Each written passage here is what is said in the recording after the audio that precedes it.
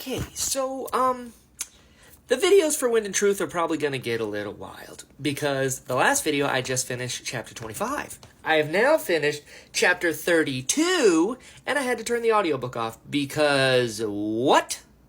So much is happening so quickly, and I love it. But, let's catch up on some stuff. So going all the way back, Mraize and Eotil are going to follow Dalinar into the spiritual realm via Shadesmar and all of that to go find Ba-Ado Mishram, the Unmade, right, for Thydakar, I guess.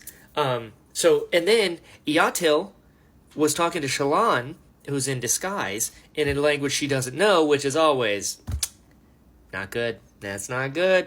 And she caught her, and immediately everything went to shit. But we'll get there. Hoid mentioned that, because Dalinar was talking about, once you take the Shard of Power, are you able to let it go? And Hoid is like, I've seen one other person do that. And it was like the craziest, most selfless thing I've ever seen in my life. That's Vin, right? That's our girl. God, I love that. And Navani, rightfully so in my opinion, is a little worried that she's going to lose Dalinar, the person, when he ascends to honor. That's the plan. And she's like, well, I'm going to go with you because you need a scholar and all this stuff. And he's like, shit, I do need a scholar. But both bondsmiths not home?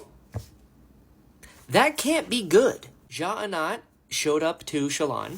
Mraize and Eotil are Radiants. They bonded Corrupted Spren, which means Ja-Anat is playing both sides here because she's got Radiance on this side and she's got Radiance with the Ghostbloods. So, what is her plan? And then the Shin, they have their, like, splash of, like, color. It reminds me of, Office Space with, like, your pieces of flair. I was like, I like this. Shallan summons Testament as a shield and Pattern as a blade. That's so cool. That is so cool. I wonder if anybody else has two Spren.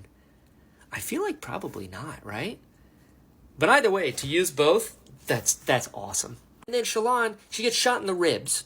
And then they teleport out of there, which she said is probably like an Elsecaller thing, like how Jasnah can go like into Shadesmar. So I guess they did that once they got caught. Szeth mentioned, unless I misunderstood, that he trained at the monasteries in Shinovar when he was growing up. Very interesting. Lift having crushes now is so funny. Because it's like a real thing that's happening with puberty, but it's also hilarious because she doesn't ever want to change. She's like, man, Sigzil, look at him. And then Drehy shows up and she's like, man, that uniform looks good on him. And it's like, you know he's married to like a dude, right? She goes, yeah, and they're both hot. That's not fair at all. Lift is the best. Also, Lift talking about like poetry and stuff. She's like, it's just something about words and shit, right?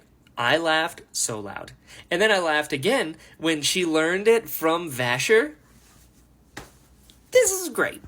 The sibling likes Lift, which I also like. I think that's cool because the sibling has not enjoyed most everyone else's company.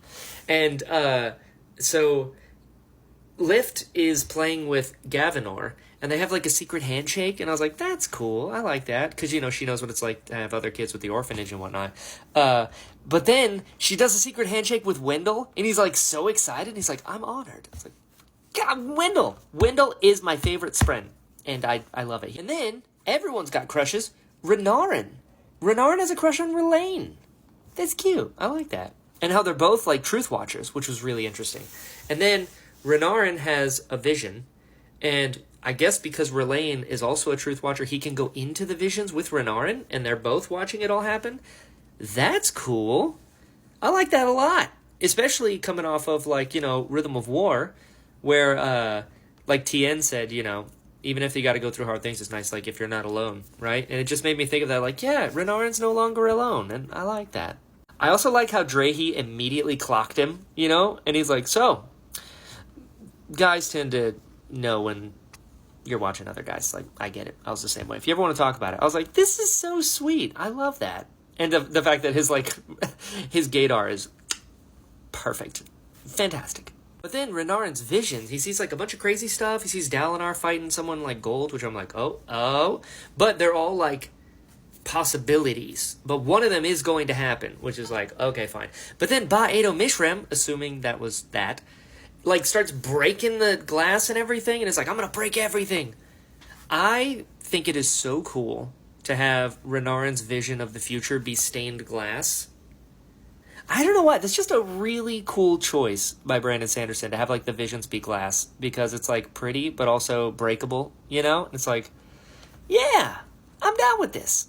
So then Hoid talks about they gotta go to the spiritual realm, but only with their mind, and they'll leave their body behind, and they'll run like a test, and then he just casually throws it around that he was there when humans came to Roshar for the first time, which is like, what? Why? What were you doing there?